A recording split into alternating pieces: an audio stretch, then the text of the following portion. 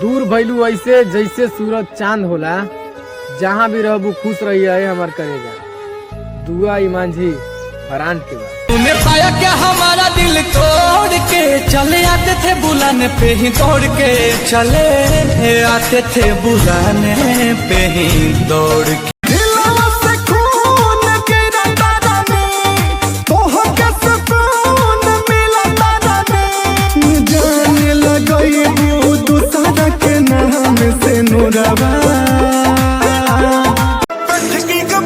खाली वीडियो ही ना बनेला करे जा, काम भी गाँव फाड़ के करी ना जा।